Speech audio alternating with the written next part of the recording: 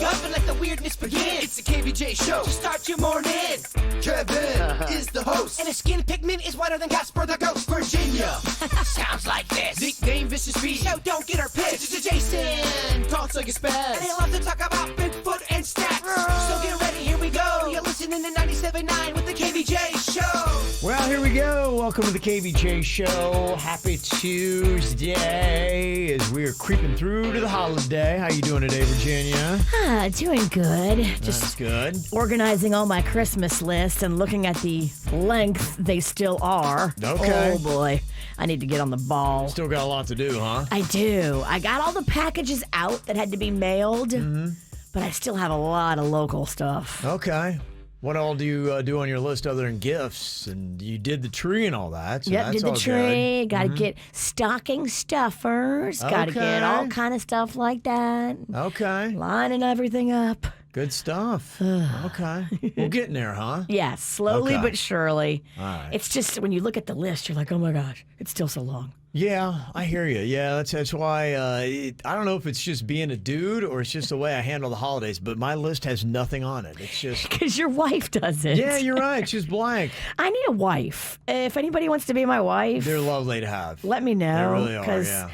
Yeah, being a wife kind of is overrated. Nice stress-free holiday. It's a good way to do it. I want to be a husband. Okay. That's the gig. I assume Denny's has a report on where the bird is today? Yep, we're getting all bird stuff packed up, so we were packing up late, and I think he's moving a little slow this morning from so He much. packed his car keys. But he should be here shortly. Okay, just a all little right. bit of a delay. Okay. How's that going with packing up for the new crib? Going good. A lot of the stuff is equipment, so that's easy to pack. Kind of, it's a lot of wires and things. But Okay. as far as like personal effects of his, a lot of it's collections more so than decoration. So Toys. it's not too bad. He's got to pack his toys up. Yes. He's got to release all the Millennium Falcons from the ceiling. That's right. Yeah. He's got them all hanging. Got That cut part those is down. scary. That That's part's probably the last thing they'll get changed or moved rather. Okay. All right. So, and then he can move in starting on the 21st to the new place? Yep. He'll go sign, and then it's officially his. Wow. So it's a weird adjustment period when you first move into a place. Sure. Yeah. So last week in his old place, he's going to be a homeowner. Oh, it's Bird gonna be is nice. growing up. And the weirdest thing, he's buying the house right next door to one of my best friends in the world. Oh, yeah. Him and my best friend, who had no idea they were buying next door houses, Uh-huh. are going to be neighbors. It's crazy. It's Block parties. insane. Look at that. You can come over and borrow a cup of sugar. I am just like blown away by just like the craziness of it. Yeah. Well, there you It's go. very cool. I've seen the place. So, You like it? Yeah, it's very Yeah. cool. I haven't gone inside yet. I can't wait. But yeah, the outside's awesome. How big is Cool. the house? Do we know? Like how many bed, bath, all that stuff? Like a 3-2, that kind of thing? I think that is what Yeah, it is. It's 3-2 okay. and a den. It's a smaller basic, but it's got a pool. Okay. Very It's nice got a nice backyard. Nice. Look at that. It's not big and huge. It's perfect for him and a dog. I mean, it is Yeah. way big for him and a dog. Totally. Okay. So he's on his way in. I think he threw his back out a little bit. So it's no. just taking him a second. Yeah, with Chewy and Ooh. whatnot. All right. Oh, Okay. boy. Well, we'll get to the bird in a little bit, but Virginia and I are here and on KVJ TV. Dial it up on your YouTube. Flat screen TVs, just go look for the KVJ show, and bam, there it is. It's the KVJ dirt of the day. It's the KVJ dirt of the day. Virginia, take it away. Cause you know we need that dirt of the day. Well, coming up in a second, I'll tell you something amazing that Will Smith and Jason Derulo did yesterday. Love this. Before we get into that, Jeff Bridges gave us all a little update yesterday on his health. You know, he revealed back in October that he had been diagnosed with lymphoma and was fighting it. And yesterday revealed that he's feeling good. He shaved his head, got a puppy, and turned 71. He said Wow. he is doing Okay. good, though. He is just dealing with it all and trying to remain positive. So Good. I think that's the best thing you can do, right? Absolutely. Sharon Osbourne tested positive for COVID-19. You want to be positive unless it's a COVID test. She's talking about how she had to briefly be hospitalized and stay away from Ozzy because Ozzy has respiratory problems and emphysema. Yeah, he doesn't look like he handled the vid very well. No. So she tested positive and is now recuperating away from him, and he tested negative, and so that is good. And finally here, Will Smith has this Snapchat series called Will from Home, and season 2 of it premiered yesterday. And on it, he brought Jason Derulo with him to surprise a 14-year-old who was diagnosed with cancer back in April. They showed up, they surprised the kid, gave him a PS5, and gave his dad some dance lessons. I guess because, when he's getting his cancer treatments and chemo, his dad can't go in with him due to COVID. So the dad stands outside of the facility and dances.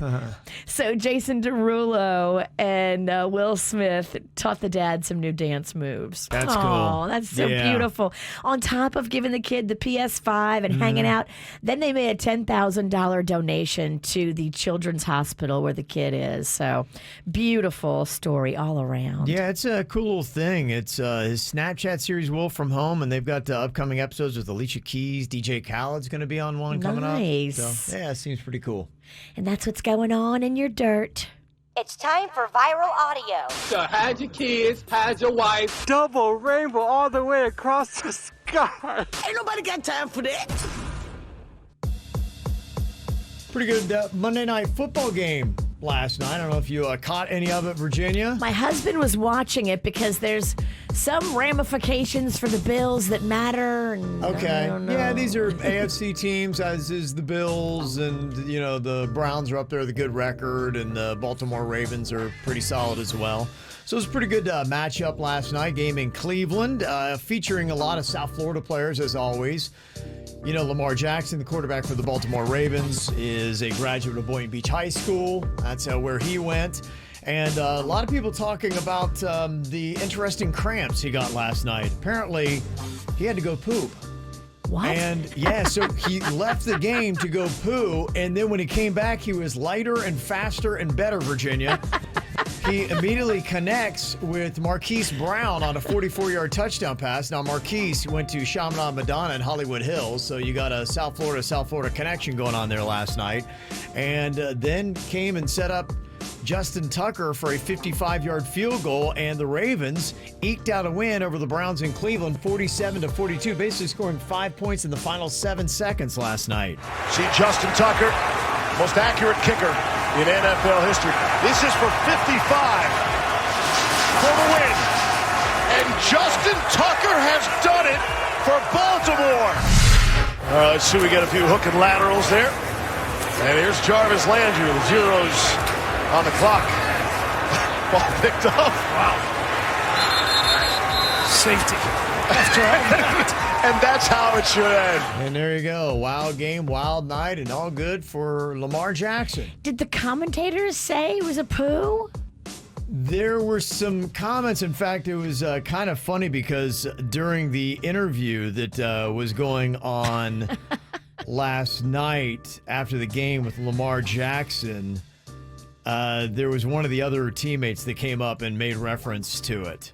So, Really? Yeah. So it seems like, and I was looking around like, going, surely this has got to be, they're kind of joking about it, but no, it seems to be the only option is that he left the game because he had to go take a poo last night. That's crazy. Yeah. But, it worked out well for him. So I guess he lightened up and came back, and bam. That was a big win last night. So, interesting stuff. So, if anybody needs to go poo, apparently maybe you'll do better in life, maybe better radio. I don't know. If you feel the urge, excuse yourself. Do you need more KVJ Show? Find everything KVJ at kvjshow.com. What are you thinking about? What are you thinking about? What's on your mind? Are you thinking about? What are you thinking about? Well, we got a slow-moving bird in here today. Just made it in. Got some back issues from moving. Oh, there are days and then there are days, my friend. Bird? I'm just moving real slow. I've been moving all my stuff, and I told you guys yesterday. It's almost like I summoned it. I said that at the apartment I'm at right now, they're showing people it. They want to have people walk through look at it because they need to rent it or sell it. And they have someone coming in later today. They wanted to come over yesterday, but I have so many boxes everywhere. They would have walked in and go, I'm not buying this place. I mean, it looks like who did it and ran in the townhouse that I'm in right now. Correct. So I was lifted at all these boxes, and I woke up this morning like 1 o'clock in this morning. I went to go pee, and I couldn't walk. I had to crawl there. I told you to call Good Greek. Well, I don't move for another week and a half. They'll pack everything for you. Yeah, I know. I hear you. It's too late. Too late. Yeah. It just sucks because Chewy has arthritis now, and he hurt his leg yesterday, so he's Good banged. heavens. So I still had to take care of Chewy this morning. Sad sort between the two of you. It really is. So I didn't get any work done. I'm so behind on everything. You just basically got me. You got an injured bird today, and I apologize. Dang. I'm sorry. I'm really annoyed that they're bringing people in already to look. If your back is banged up right now, how are you going to continue moving? You mean just moving in general? Like just walking. Driving here was a major challenge Walking today. appears to be a challenge. I have to kind of crawl right now. Yeah. And I can't make any movements. If you have back problems and you throw out your back, it's when your back locks. You know exactly what I'm talking about. Yeah. I'll be fine in another 24 hours. It takes about 24 hours to 36 to get me moving and being normal again. So then you'll start moving more in 24. I'll be fine. In 2 days, it'll go away. I'll be maybe a little tender, and I'll be fine. But then if you throw it out again moving, do you have to wait another 2 days? This usually happens once or twice a year where it locks up on. It's different than pulling your back. When it locks up on you, you can't. I can't walk right now. Yeah. I have to crawl to do anything. You never had that happen? Never. It's a terrible, helpless feeling. And a lot of times you can't really see it unless you go get X-rays or all that. So sometimes people think, oh, you're lying. No, I know back pain is real. It is real. There are so many people that suffer with back issues. Yeah, I can feel it through my butt, too. My butt cheeks. Yeah. What else were you doing last night? Here's the other issue. I really have to go pee right now, but the bathroom is so far away. I think I got to pee in here. Days. And I do need a spotter. Okay. I truly do. What are you going to use? I mean, Kevin's got the biggest cup. I probably just have to go straight up trash can. And then, oh, you've done it before? I was drunk. Who says I'm not? Yeah, it's only acceptable if you're drunk, so you got to start drinking to make it. If there was ever time to drink, it'd be today. Oh, yeah, I don't have a lot of booze here. I know. I hear you. I got some limoncello. We'll figure it out. People hate when I complain about pain, although unfortunately this is what's on my mind. So do you think your back problems will slow down the timetable on your moving into your new house? No, I really don't, because I've got a little bit of I have a team of friends that's helping me out. Okay. I don't have that much to move. I really don't. The thing that I was moving, I have a box. You know how when you walk in my place, I put rocks around the border of my floor all the way up to Yes. I don't know why that's funny, but so I took all the rocks and put them in a box, and I had to move the rocks box. It looks like if I let Rocco interior design. Not just, it's meditative technique, Kevin. She wants to make it like. Are these special rocks, or you can leave those rocks and find new rocks at the new house? They're special rocks. I bought them at Target. So, or I bought them at one of those stores. Okay. And box of rocks. Box of rocks. It's tough to. You put all those rocks in a box. It is tough to walk. It's tough to move It's a heavy rocks. box. Yeah, you can't walk rocks. lifting rocks in a box. Your box of rocks is heavy. I'm like the low budget Sam I am. What's on your mind today, Virginia? Well, I finally made it. This is definitely the pinnacle of my career. It's all downhill from here.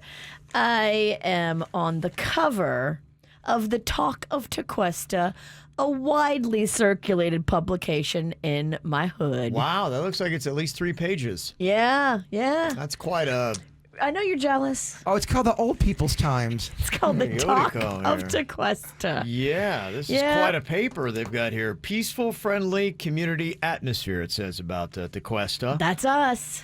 Little Except smile. for Virginia. Yeah, and then there's Virginia. I'm the wildest thing they've ever seen. Oh, I bet, yeah. Wildest thing I've ever seen. Little Smiles expands holiday toy drive to help more local children than ever before. How nice is that? That's great. Yeah, you get the most outside pub of the KVJ show. You're on commercials. I'm kind of on a roll. Yeah. Me too. A buttered roll. Look at that. That's very nice. Big time front page news Big today. Talk of Tequesta. Wow. I got to try to one up you. I will be expecting some respect around here now going forward. Wow. Well, I mean, you're the best luck. around. Good luck.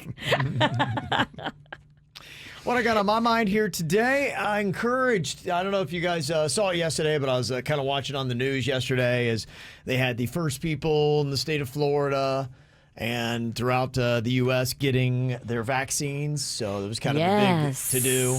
So I was watching it live yesterday. It was quite a to-do on TV. They kept losing Governor DeSantis' audio, and then they tried to give the vaccine shot to this girl, and then the guy who was giving the shot was a larger gentleman, and he was blocking all the cameras, and they're trying to get him to move, and he didn't understand what was going on. And social media wasn't very kind to him. Oh, really? Okay, I can imagine. Yeah, so it was not easy getting the first vaccine. Hopefully that was the only hiccup that we've got. Everything else is going to be smooth sailing from here on out. But, to me, if nothing else, it is hopefully a sign of the beginning of the end. And we'll see when everybody can finally get their vaccines. I don't know if I've seen an exact timetable. A lot of people, at least in surveys, think sometime probably next summer we might be able to start seeing it. 14% or so cheery. They think it's never going to happen. So they think we're just in this thing forever. But to me, I saw a little bit of a benefit there, so it'll be interesting to see. It's always been the goal, right? Get people vaccinated, right? Yeah, that's been what we've been doing. And so far, they were talking about the miraculous timetable and how just amazingly quick they rolled this thing out. And with the 95% efficacy on this thing, it's absolutely amazing. I didn't realize the flu shot is like 37% effective. Sometimes Some as years. high as 50. Yeah. It never really cracks that threshold, and here we are at 95% for the coronavirus. That's pretty good. That's amazing. How many times have they done flu shot vaccines? I get one every year. Yeah.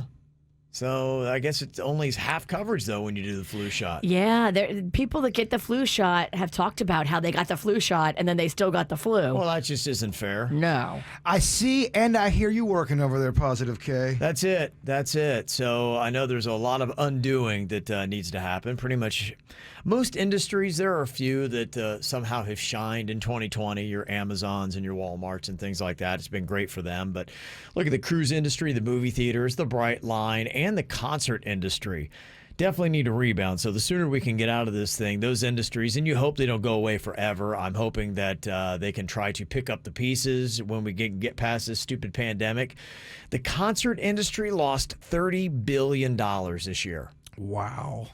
That's amazing, isn't it? That's like mind-numbing.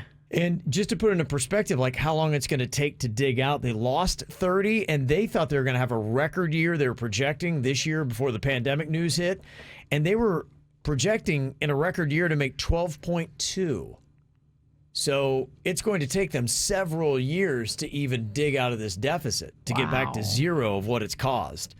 And that seems to be it. Not even a whole year of a pandemic can cause multiple years of recovery. It's got to stink if you're an up-and-comer and you're just about to hit the scene, about to go tour, really shine, and then the pandemic hits. If you're a newbie, this really affects you big time. Yeah, you don't feel bad for like the Ariana Grandes and stuff. But she'll be fine. She'll be fine. What about the guy that works the concession booth or all the roadies or like the tour managers? Those people are not wealthy. Or what about Elton John and the Rolling Stones? You're like going, guys, I can't put this off much longer. The farewell tour might be the farewell tour. I mean, we're cutting this thing close. I got to get out there. So, yeah, it was just really kind of crazy. They said that the touring industry, 78% down in worldwide gross from 2019 to this year. So, I wonder if specifically pizza delivery, if that's gone up because everyone was forced to stay home. And I wonder if the mom and pop places in the pizza industry still did well, or is it more of your big Papa John's, Pizza Hut, because everyone knows them? Only one I know is Pizza Girls, and I don't think 2020 was ultimately great for them. Good point. Yeah. Yeah? Yeah. So I don't know the word on that, Jaybird.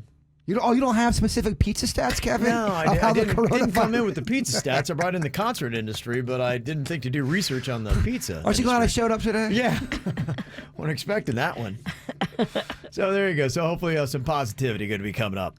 Just a couple of minutes. Have you ever watched the movie Home Alone? And, I've been having this discussion about my wife and I when we do our walks on Palm Beach, always wondering what they do. Did you ever wonder what Kevin McAllister's parents did?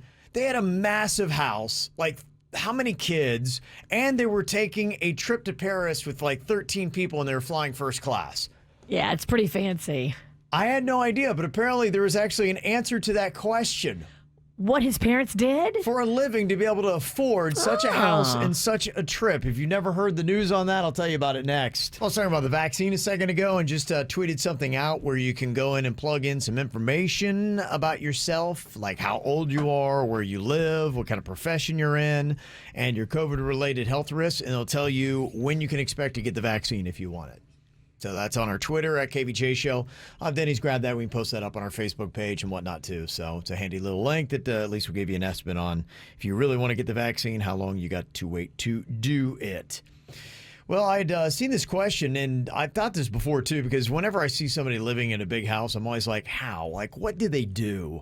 How much does that cost? How much money do they make? And if you've ever watched Home Alone, the holiday classic that's over 30 years old now, little Kevin McAllister, his family's big. They live in a huge house in, the Chicago suburbs. And then the whole premise of the movie is they're taking a trip to Paris with like 13 people, and they're flying first class. And they're even taking extended family, like cousins, people that don't live in that house. Mm-hmm. So what is it that Kevin McAllister's father, Peter, and his mother, Kate, actually do for a living?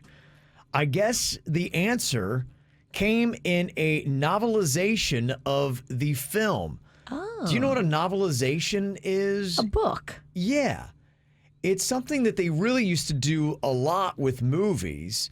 And the novelization at one time were kind of a key component of a larger film's promotional push in days where, sometimes it would take almost a year for a movie to hit home video, which is definitely not the case in 2020.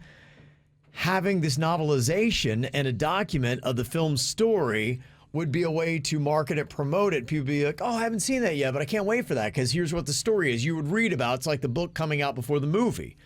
In fact, one of the most successful examples of a novelization is the one they did for Star Wars in 1977. And that wound up giving birth to a whole new level of fan fiction. So there's other characters and things that came from that. But they explain some things that maybe you don't even get in the regular movie. It's kind of an extension of it. So from this novelization of the film, Peter McAllister, Kevin's dad, is apparently a prominent businessman, maybe like a day trader. Okay. Something like that. So he might deal with stocks and whatnot. And that would explain. Usually when I see a big fancy house, I'm like, they got to do something with stocks. Yeah. Or cocaine. One of the two. One of the two. And his mom was apparently a fashion designer. Oh. And that's why you saw all the mannequins that Kevin was able to use in the party scene. You remember that? Or Gotcha. The silhouettes in the windows. Yes. It's because his mom was a fashion designer and had them laying around. To your point, they do this a lot with Star Wars where you're watching a movie and go, why does it make any sense? You got to read the book. There's a whole storyline. I'm like, The I novelization. didn't read the book, dog. I never really knew about those. Yeah. And I don't know if they really do them so much anymore with movies, but it was definitely something in this era when that movie came out 30 years ago that they did. And the story about the trip to Paris, it was Kevin McAllister's dad's uncle, or his brother, I guess. Rob is his name. And he lived in Paris and apparently bought all the flights for the family. So, Oh, okay. yeah, so that's how they were able to afford that. And then I guess they had the hookup when they got there. Yes, they were going to stay with family. Mm-hmm. Yeah. So that explains how like 13 people were able to hop on a first class trip paid for by Peter's brother, Rob. So there you go. There's the answer. If you ever wondered, which oddly enough, for some reason I did. I did too. Yeah. There's other movies you could do that with. You want to know their backstory. Yeah, you do. What happened with that? What explains that? Because if you look at that house, that is a massive house. I mean, I can't even tell you how many bedrooms that would be. That looks like it's probably an 8-bedroom house. If you try to buy that today, it's going to be in the millions. Yeah, you could probably actually get a number on that. You could. Yeah. Yeah, what would the Home Alone house cost today? Maybe we can find that. Coming up here in just a couple of minutes, I'm going to hit you up with some other fun stuff about the holiday classics. Some of the specials that you love to watch this time of year. Yesterday we played a clip from The Grinch. Tell me, fact or fiction here, the reason given for the Grinch's crankiness is that his shoes were 2 sizes too small. Is that fact or is that fiction? I get it, Grinch. I have done that. I did that with some shoes. They were 11s, and they sent me 8s, and I still try to squeeze in them, and they hurt. Yeah, they make it turn you into a Grinch. All right, so some fact or fiction about some holiday classics we got for you next here at the KVJ Show. Well, I got an answer for you about Home Alone. How much would that house cost that you see in the classic? They estimated to be worth around $1.6 million. Is that 1990 numbers, or is that modern day? It was last sold in 2012. Okay. It was initially listed for $2.4 million in May of 2011, but it never went for that much. It finally settled for $1.6. So as of 8 years ago, that's what the going rate was for that house. I guess maybe I'm just used to South Florida realty prices. I thought it'd be a lot more than that. Me too. Good Lord. I saw that. I was like, that's only 1.6? That's crazy. I mean, I've seen some ridiculously tiny houses here that go for more than $1.6 million. You're It not depends lying. where they are, too. Like, if they're on the water, it changes everything. Oh, yeah. Yeah, no doubt. So there you go. If you were wondering, that is the answer. It's time to gain some knowledge. You learn more here than you would in college. We're the smartest radio station. We are the leaders in education. Is it truth? Is it lies? Kevin's the host. He's got beady eyes. Fact or fiction? Well, learning some stuff about some holiday specials. Got a little holiday special fact or fiction for you here.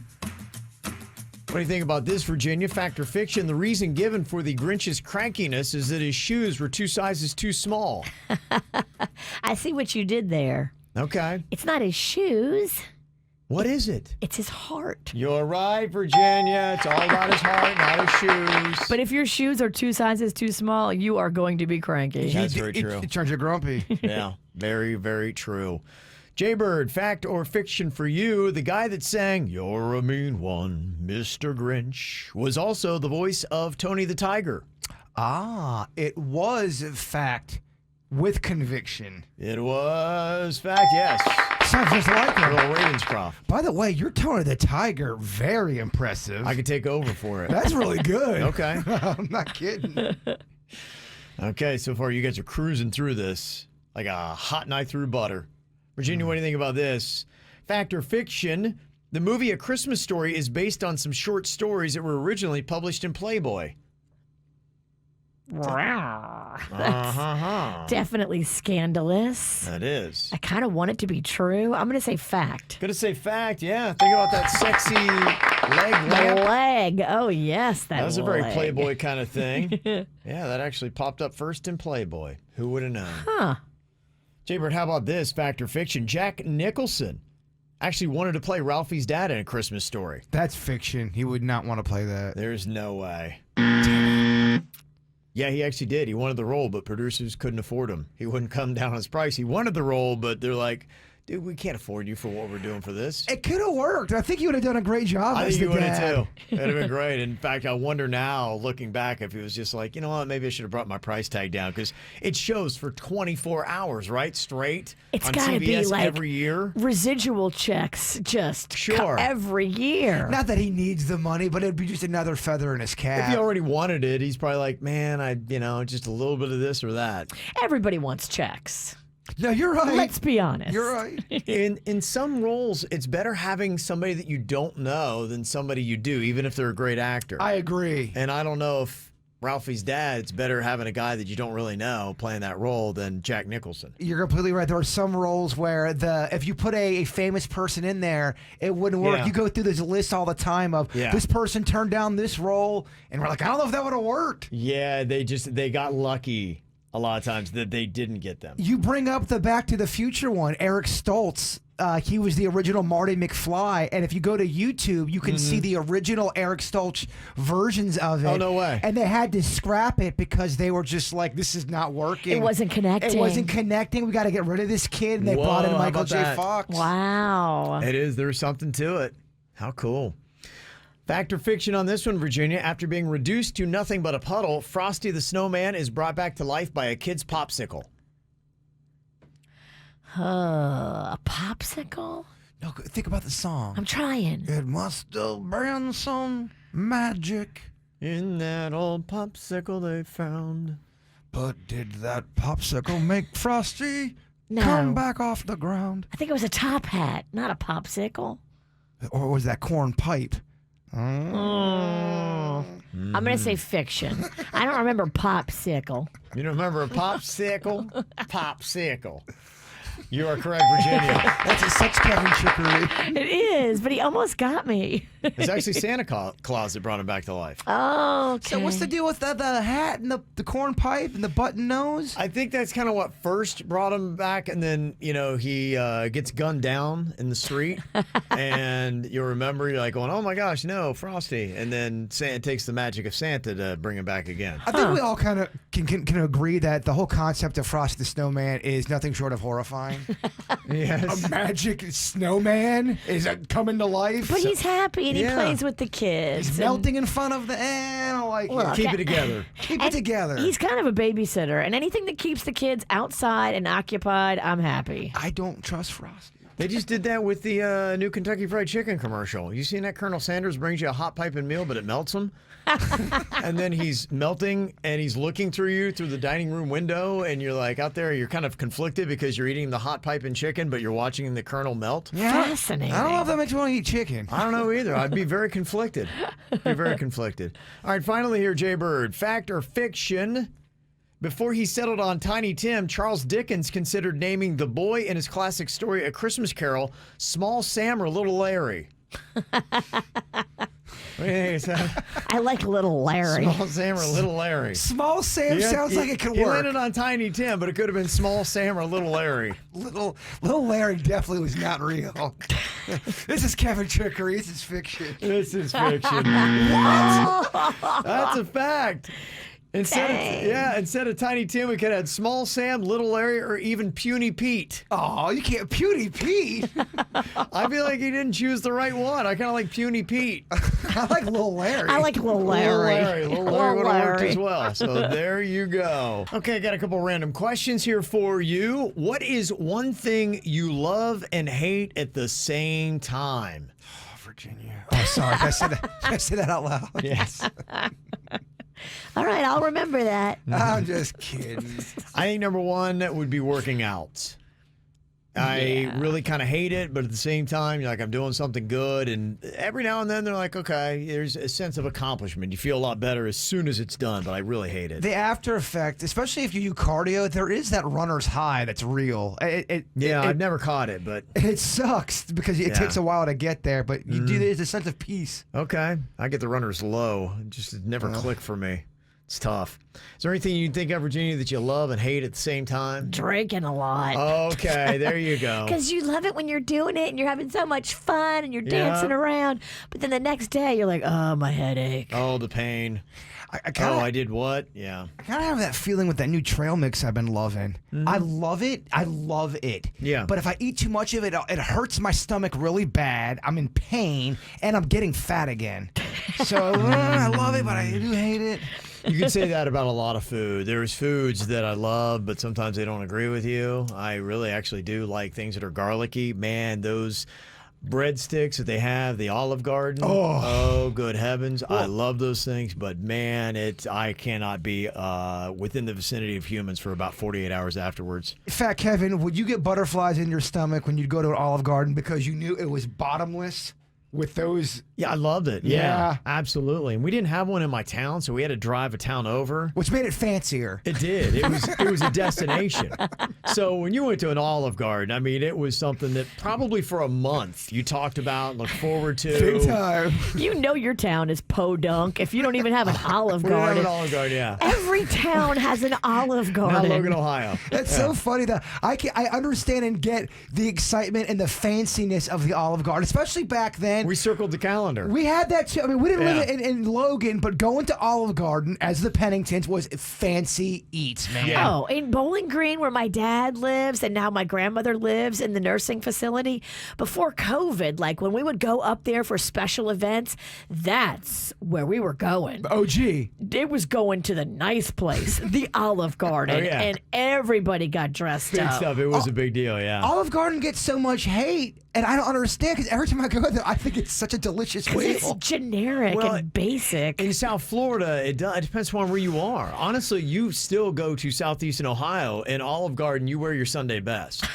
People I mean, give you me. that's, like going to, I don't even know, what is one of the fancy restaurants here? A Morton's, probably even fancier than that. Yeah, I mean, people give me the business. Capitol Grill. They give me the business all the time for being a terrible Italian, and when I start talking about how great Olive Garden is, they go, "Bird, you're the worst Italian ever." Yeah. I love it. It's all relative, man. That's life. It's all relative. What is something you will never understand people getting angry and upset over? 2020 has pretty much been that year. For me, it's politics. Politics. I don't get that. Yeah, I get why you think it's important, and I understand that part, but I don't understand the dying on the hill and just and screaming at people. Yeah. You're not going to change somebody's mind who also feels passionate about the opposite candidate.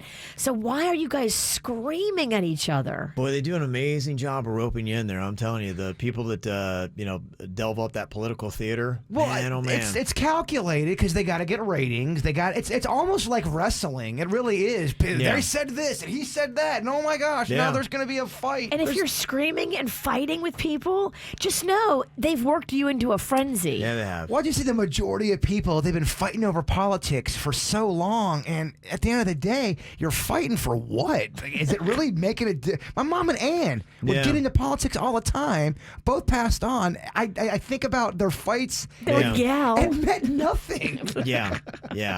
No, it's my mom is way knee deep in it, and she is like, it is changing our world and our country forever. How's she doing? Not well. Not well. Really? No, there's. I mean, she's just. I mean, wow, way into it. Well, that's what I mean. She's just very emotionally involved in it. Yeah, and I saw that they finally did the electoral votes or whatever it might be, and I thought that was going to be the end of it, and I was reading another story, and apparently it's not. I think I saw that story. It's not it could get even crazier. I'm like, what? Okay, it's not over yet. Nope. I don't know when it will end, but presidential election. I know. First thing this morning, I'm like, going, cool. Finally, the election's over. Nope, not over. Does your mom hit you up like once a week and talk politics? No, daily. Really? She sends me several videos and things daily. Okay, so you wake up to texts. Yeah, I just can't keep up with it all. Yeah, there's a lot. That's interesting to me. There's a lot of stuff there. Yeah, a lot to really dig into. Yeah. Are you okay? No. Well, I am because I don't really get into it. I'm like, Mom, I don't have I tell her, I'm like, I don't have time for this. I'm like, I can't. I gotta do a radio show that's not about politics. I gotta focus on my life. I can't let them control me and turn me into a crazy person. It's not. Yeah.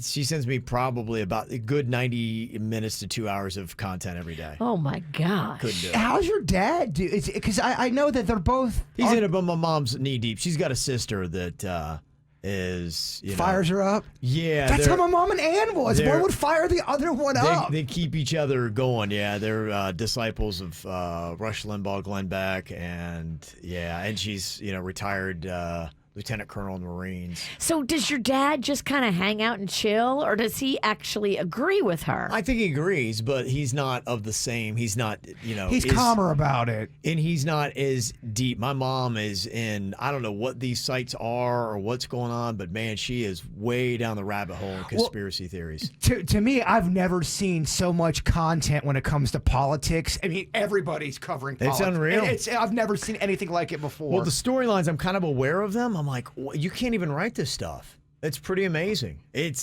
deep. So, and she's wherever the bottom is, she's there. Way down in it.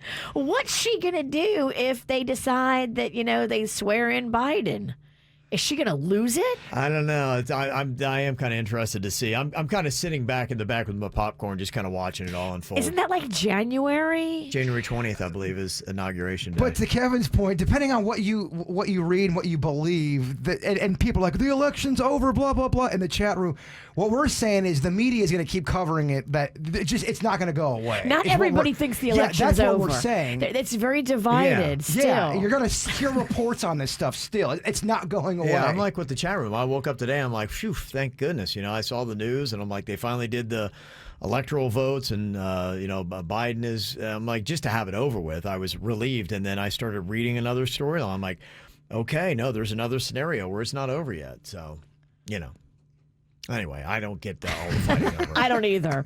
I think it's silliness. Yeah. I'm not screaming at anybody. A religion is another one for me, and that again comes, from I think my upbringing in a very religious family. But I'm very chill on it, and I like to hear other people's thoughts and opinions. You do you. Yeah. I'm happy for you. If you have faith and spirituality and it gives you peace and love in your heart, that's really all I want for everybody. I believe in character and a moral code. And if you've got something that's working out and you're treating people great, then I'm all good with it. Yeah, awesome. I can give a frog's fat ass what you believe in. I don't care. Yeah, but people will fight with you all day long on that one.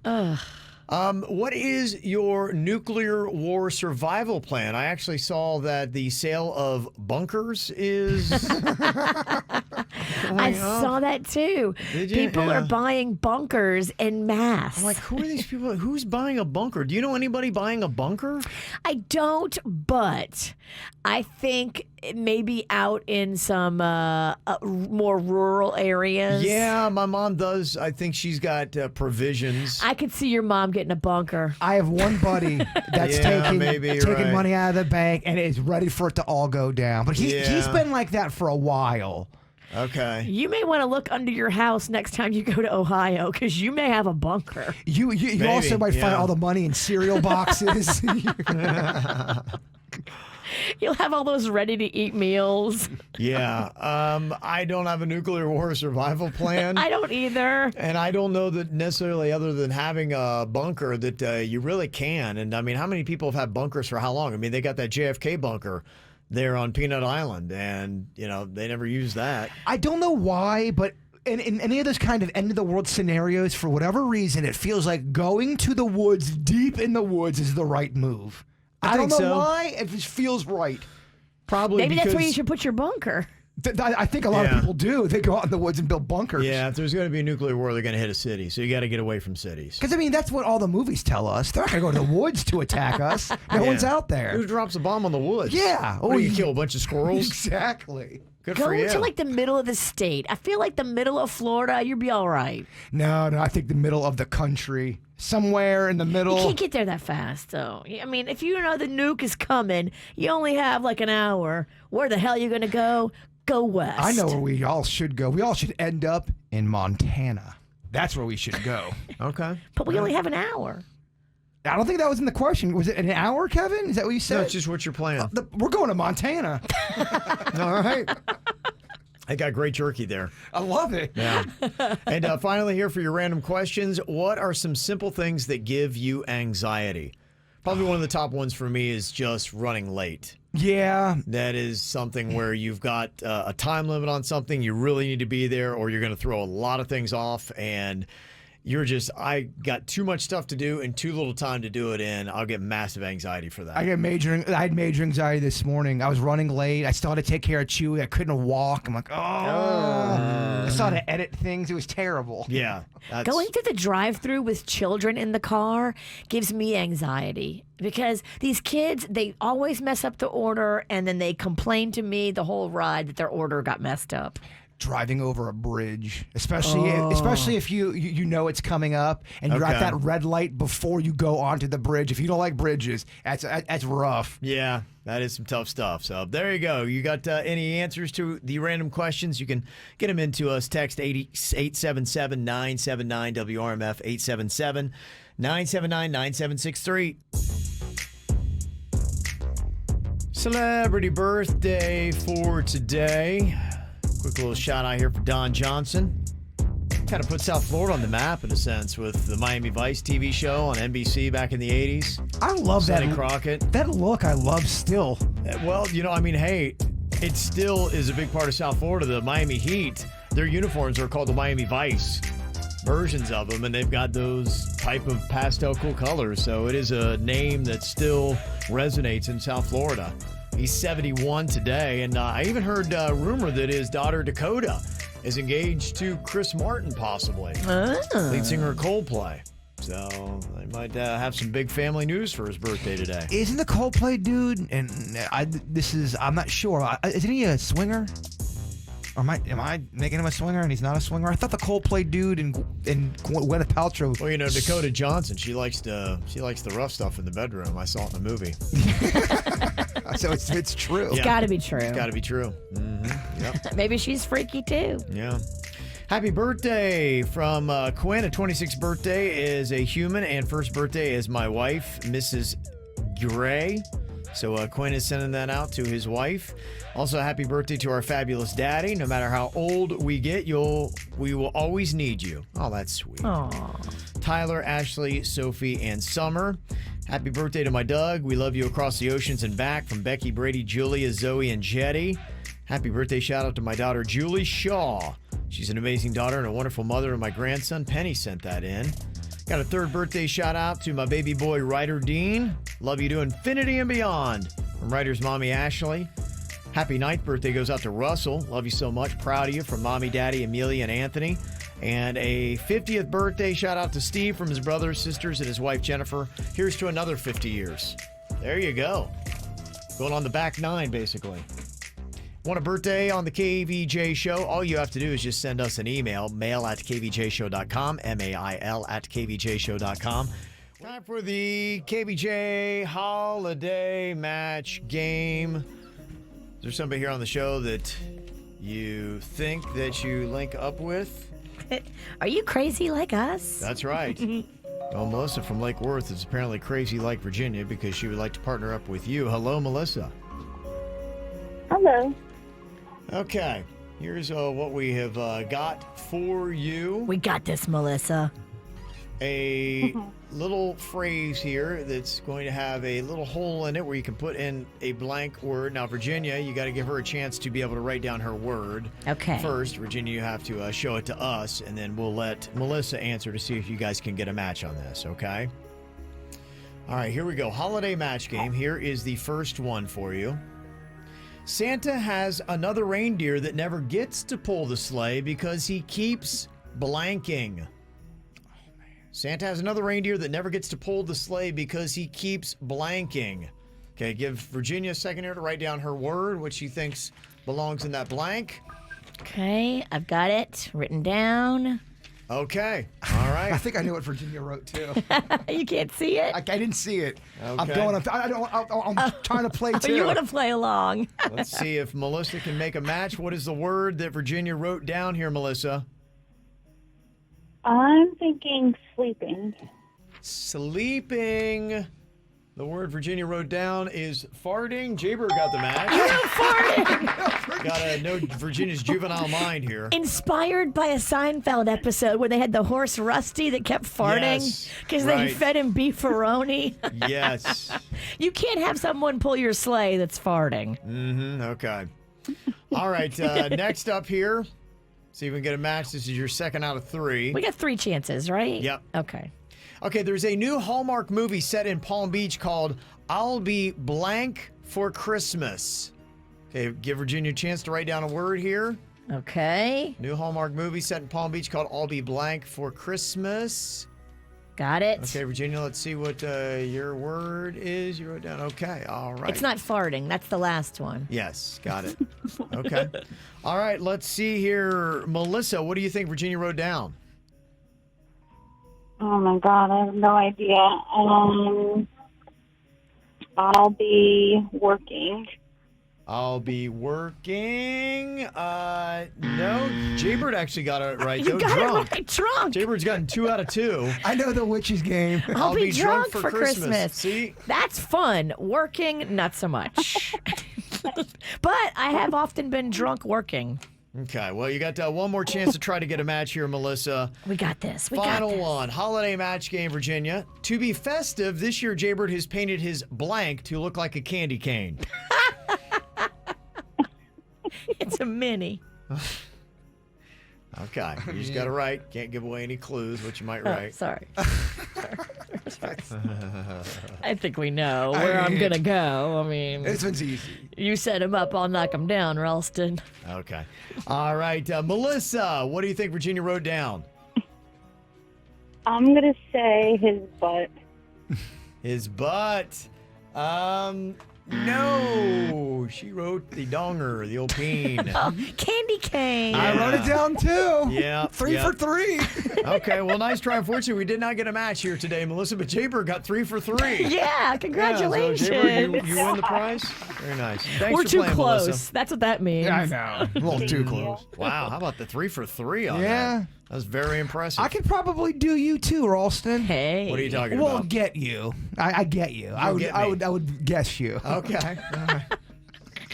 It's not sexual assault. It's a game. Yeah, it is. Okay. Get the info on everything that's going on with us at kvjshow.com. Couple of things to mention real quick. Somebody's like, oh my gosh, we forgot our birthday. I'll throw it in there. Marley Ray, happy birthday from Mommy, Daddy, Sissy, and Baby. So they were panicked that they didn't get that in. Marley Ray almost sounds kind of like a musician name. Could be. It's a cute name. I'm going to see Marley Ray play tonight, playing the blues. Mm-hmm. Yeah, it would be a blues musician. Yeah. Somebody else said, my 5-year-old, who's been a raging psycho with his 2-year-old brother all morning, just yelled at me to turn my radio acts off because he doesn't like them. And then my 2-year-old yells back, no, I like them. So KVJ is creating division in minivans now. 2 and 5-year-old are fighting over listening to the show. That's pretty awesome. Sorry to hear that. And Grant in the chat room said from your dirt just a while ago, I want to hear the ring announcer breakup. So we get that for you. UFC Octagon announcer Bruce Buffer. I guess he is the other guy, the fight guy's brother. Is that what he would be? He's the low budget Michael Buffer. Buffer is the one that, I guess it's his brother if it's Bruce. And he's breaking up with some chick named Kaylee. Yes. Okay, so here it is. It's time for Kaylee to move on. Okay, there you go. That's what it sounded like. It should have said break up. Move on might be a little confusing. Mm-hmm. There you go.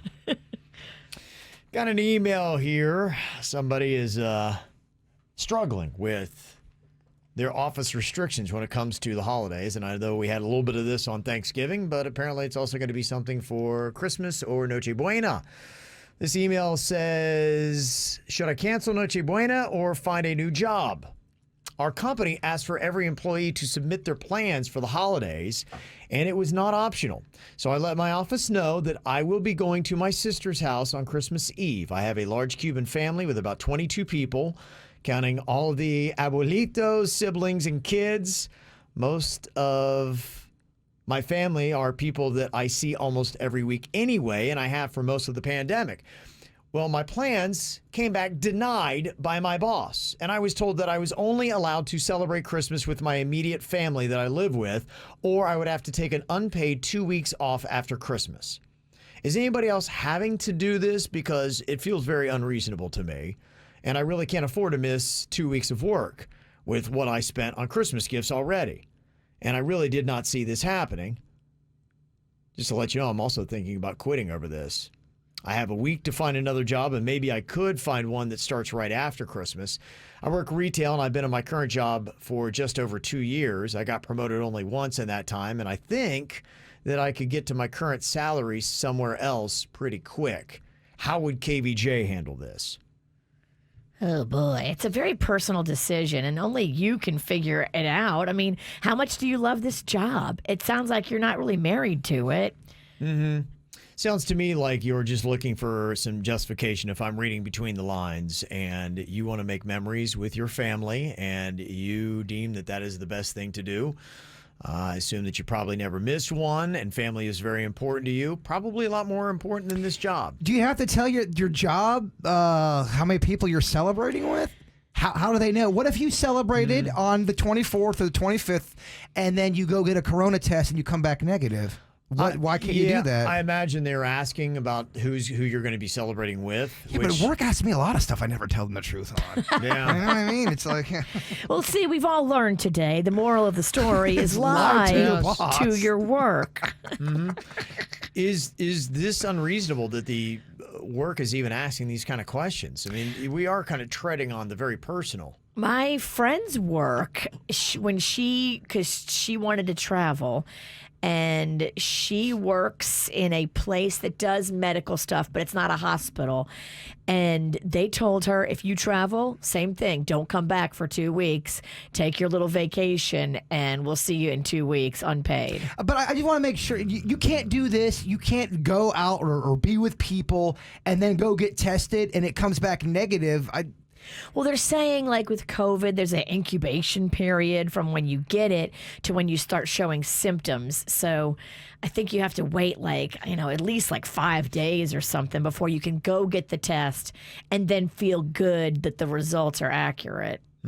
Okay. Well, maybe there are many people that are dealing with this. So, yeah, I guess there are maybe several people that are going to have to decide between some family gatherings and the job that they have. Well, I just don't understand how the work is going to really know truly how many people you're around during life. You don't know that. They don't know. That's why it's stupid to even ask, because no one's going to...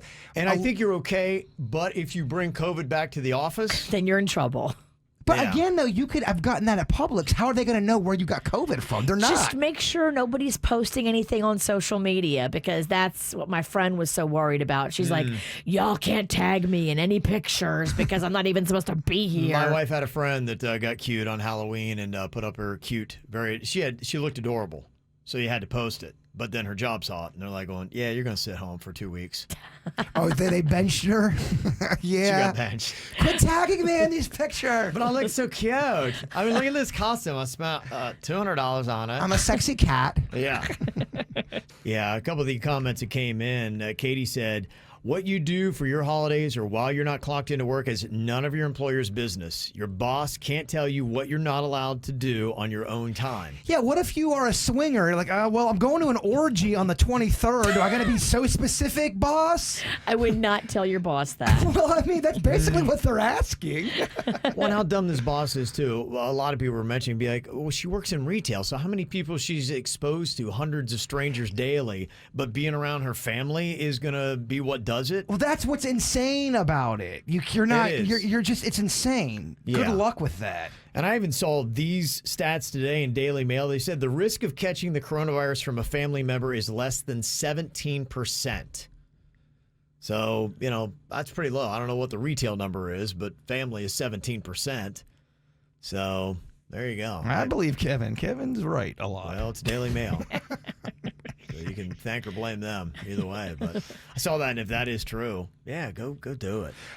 Yeah. You can get other retail jobs. You can't get another family. Oh, like that. When offices try to really pry and delve into your life. I remember I forget what company we were working for. They wanted people's laptops. They were asking me for my personal laptop. I was like, hell no, you're not getting that. I have all kinds of porn on that thing. It's not even that. I got deep thoughts in here. I don't want people knowing. I did not give him my laptop. So deep. Good for you. I fought for that. I'm like, keep that to yourself. Denny's comes like, they need your laptop. I go, they're not getting my laptop. My personal laptop that I bought and paid for? No, you're not getting that. Unless I've committed a crime, you're not getting my laptop. Yeah, you better have a warrant. Exactly. Exactly. Better have a warrant and a badge.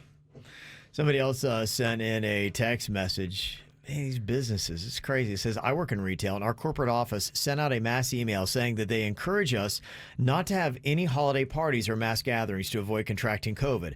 However, we work in retail, and we come across so many people every day that we could be exposed in the workspace. So I don't exactly understand why having a holiday party be any different than coming into work every day. I tell you why that is, because your family gathering is not making them any money. When you make money, you apparently can't catch COVID. According to your work. So as long as they are making money, somehow you are free of any coronavirus that might come at you. And cue the COVID-19 fights in the chat room in 3, 2. Oh, yep, they're there.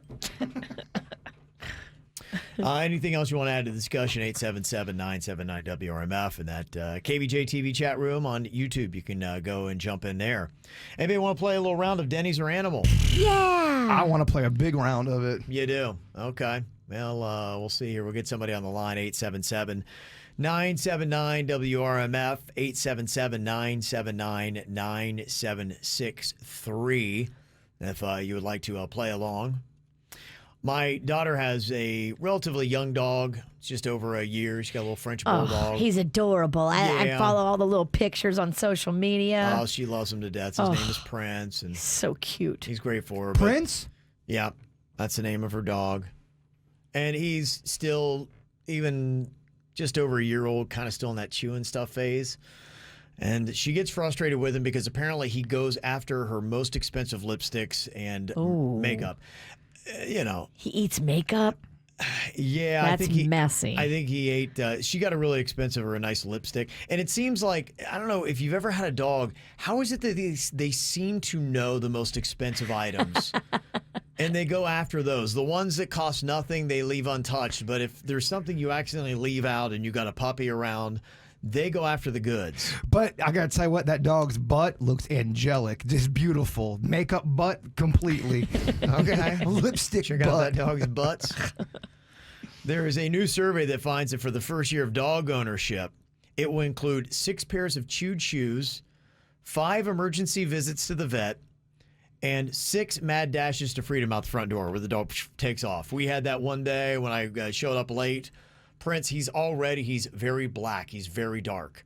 And he got out into the pitch black day and I'm like, he got out at night. When we were coming into work. Oh. Yeah. That's fun. I was already running late. I remember running this. out the door and picturing, and it's one of those, you may have one of those dogs that if they don't want to be caught, they won't be caught.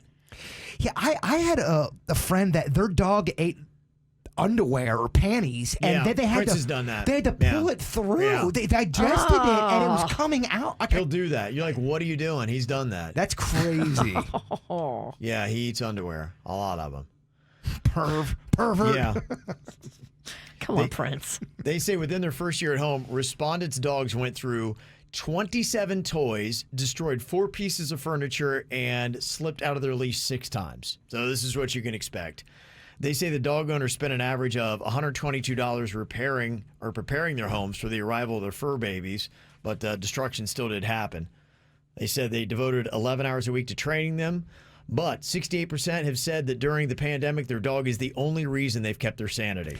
So the moral of the story is, yeah, there's some headaches, there's going to be some expenses, but you cannot beat the companionship of a dog, especially in these times. I mean, since I've had Chewy, I've taken him to the emergency hospital a few times.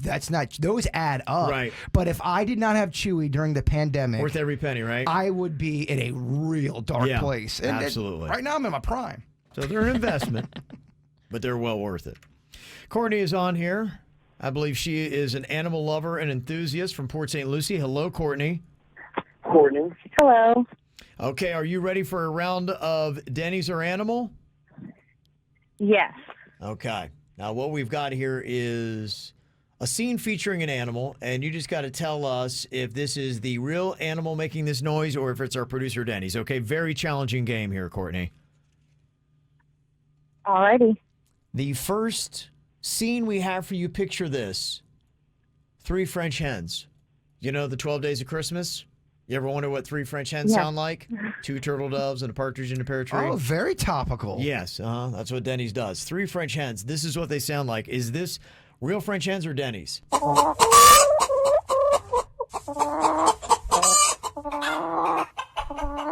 Oui, oui. Sacre bleu. There you go. French hens. What do you think? Is that real Courtney or is that Denny's? I'm going to go with Denny's. Okay. That is an interesting guess, but that is not correct. That is actually that's what a real French hen sounds like. Damn it. Denny's is getting good, so I can see how there's confusion. Yeah. Okay. Here's another theme for you. How about a chipmunk eating chestnuts that are roasting on an open fire? Wow. Yeah. Okay, Courtney, what do you think? Is this Denny's or animal?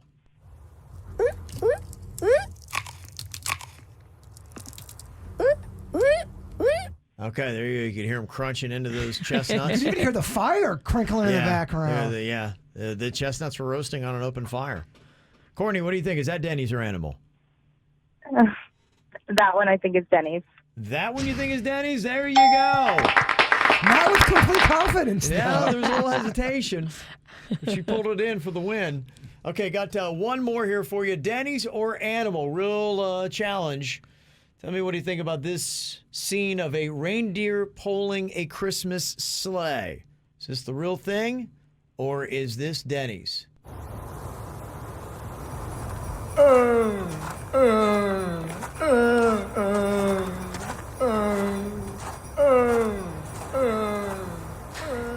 Pulling it very slow. It sounds like my grandfather when he was constipated.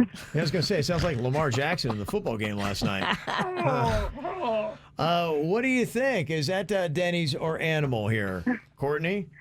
I think that was Denny's as well. There you go. Yay! You rebounded nicely. You got 2 out of 3. We'll call that a win. Congratulations there. Courtney, we got something cool we're going to hook you up with. Are you 21 years or older? I am. Very nice. Okay, here's what we're going to give to you, a Stella Attois prize pack. Stella is going to be one of our sponsors and providing us with some cervezas. Coming up this Friday for the KVJ Virtual Holiday Happy Hour. It's going to be happening on Facebook and YouTube at 6 p.m. And you get some Stella yourself, okay? Awesome. Thank you. Very cool. It is all brought to you by Brown Distributing. Brown encourages you to drink responsibly. Drama, you got drama and you gotta tell all. You love to complain about your pain. Hey, you're Facebook fishing. Facebook fishing. When a mama's concerned and can't get a hold of her baby, she turns to social media for help. But boy, this gets very dramatic here. There's a lot of concern, and the first culprit we believe is COVID. But is it really COVID that is the problem here? We'll find out. I will play the role of Madeline, the concerned mother today.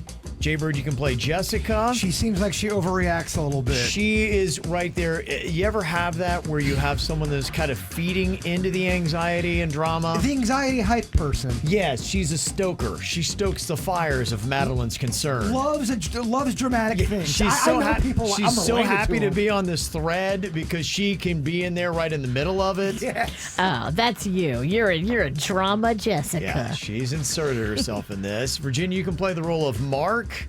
And then, Denny's, you'll be Bradley today in this Facebook phishing post. Go get him, Brad. You look like a Brad. Do I? Yeah. Nah, not even close. Here's what Madeline posted up. If anyone knows my daughter and lives by her, would you please go check on her? I'm so worried that she's very, very sick. We got disconnected earlier, and now she's not answering her phone. Oh my. What is going on? My daughter, she's only 19 years old. She's not been listening to my warnings to stay home to avoid the coronavirus. I've been telling her. She just won't listen. I just talked to her. She just sounds so sick. This is so scary.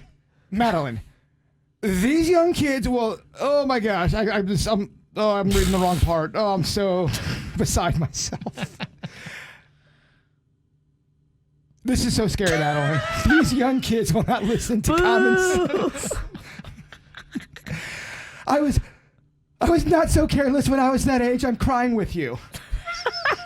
terrible. Oh, that was rough. That was a rough line. So bad. Oh, that was a I rough got line. confused. I was reading the wrong part. Oh, boy. My back's Oh, that killing was me. rough. I'll tell you. That was I like rough. to start drinking. Yeah, that was rough. All right, here comes Mark. Madeline, how did she sound sick? Did she say she has COVID symptoms? Oh, yes, she has symptoms. I could hear her trying to catch her breath. She was being quiet, and it sounded like she wasn't trying to alarm me with just how really sick she is, but I could hear it. A mama knows. Oh my, this sounds so bad. She might need to get on a ventilator. Have you considered 911? I have, but I'm hoping that this works first. Ladies, I just saw your daughter on Instagram. She was at a bar with a bunch of girls and boys. Nobody was social distancing or wearing a mask. They were all drinking. Wow, that COVID really got her quick. I know. I'm just so upset. I told her that this would happen. Here comes Bradley. Madeline, I saw your post. I live in your daughter's building, and I can go check on her. Oh, Bradley. Oh, Bradley. Thank you so much. But please, please, please, Bradley, be careful. Wear your mask. Keep your distance. She's likely very contagious right now. Well, I've already had COVID, but I'm still wearing my mask and will be careful. Madeline, how will you take care of her with this virus? You don't want to catch it. I don't know. I don't even know, Jessica. I just can't stop crying. Good news, Missy is fine. I just talked to her. She just cracked her door open, but I could see in her apartment. She looks flushed, but I don't think it's from COVID.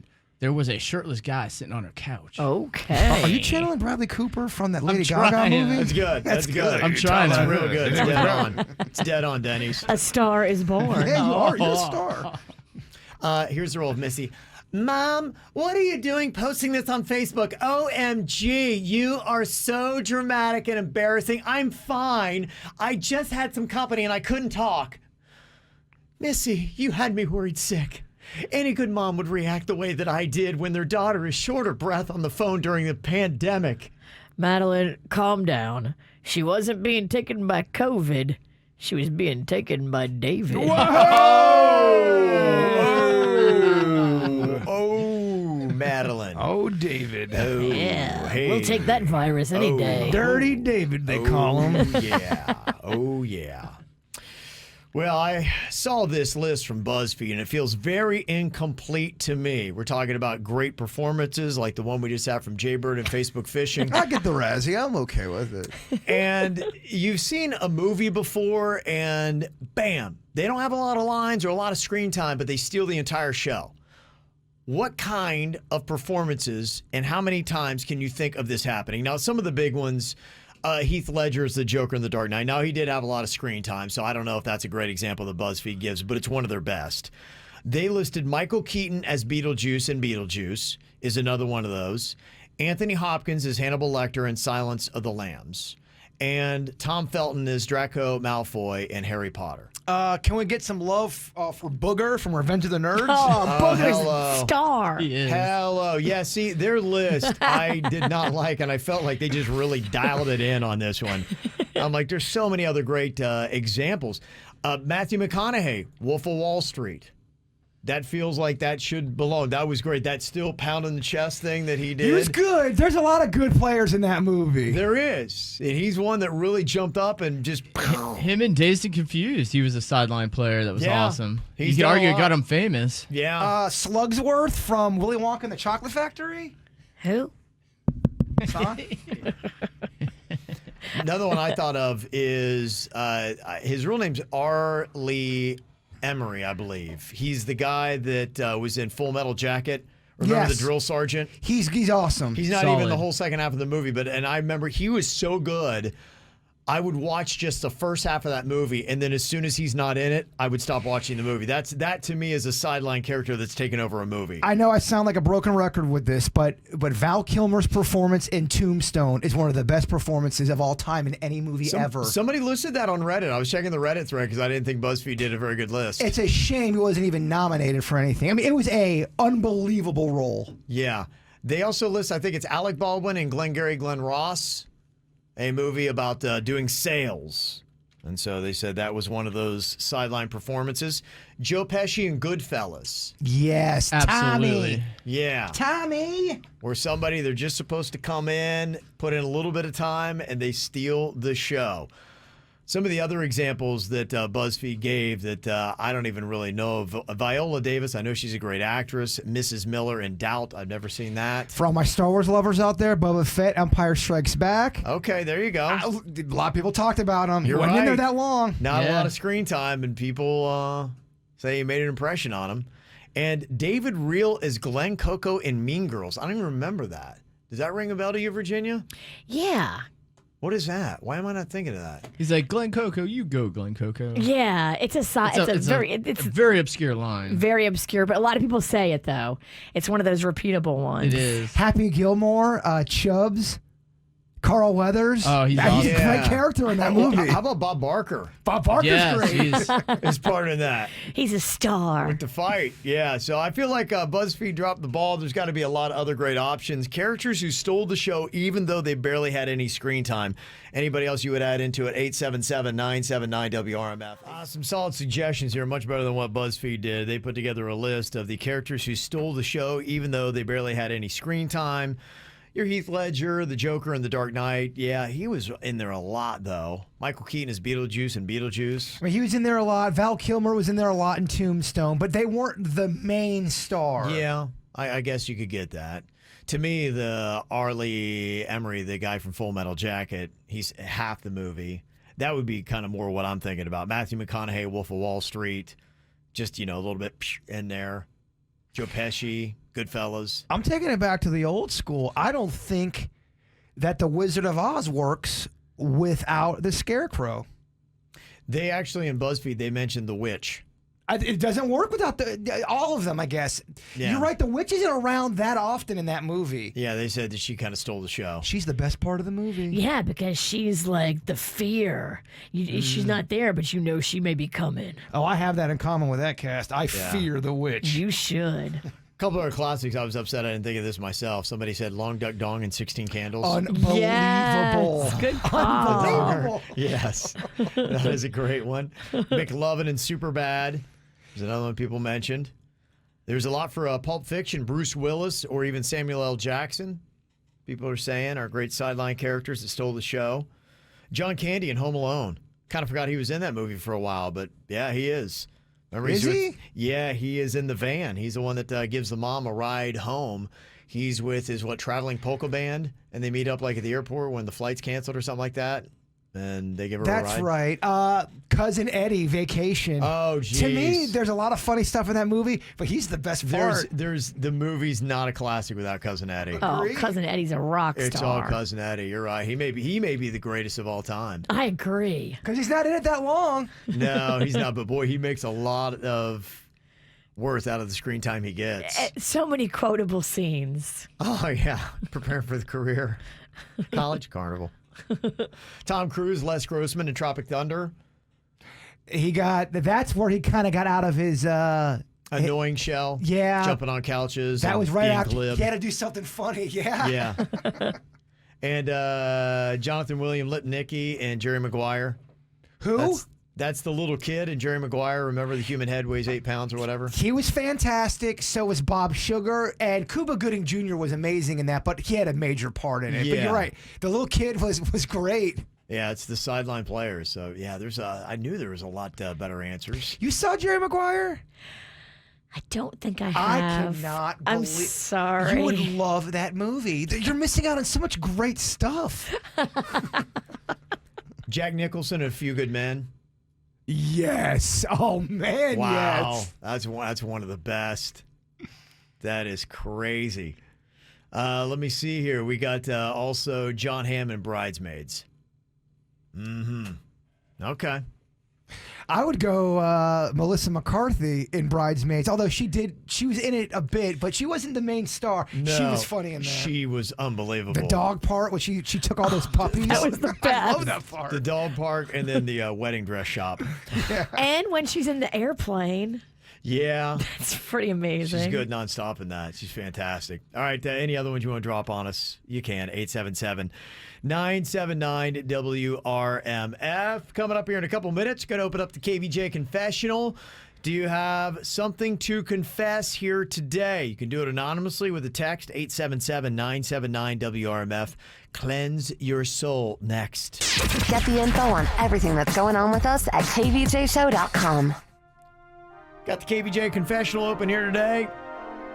Got something you'd like to confess? Maybe you've been sneaking a peek at those Christmas presents early.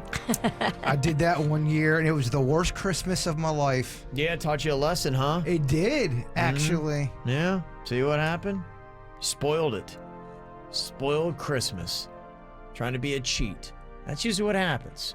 You're right. And then you realize, wow, I've robbed myself of the magic of Christmas. Yes, you have. You're your own magic thief. And then you never do it again because you're like, oh.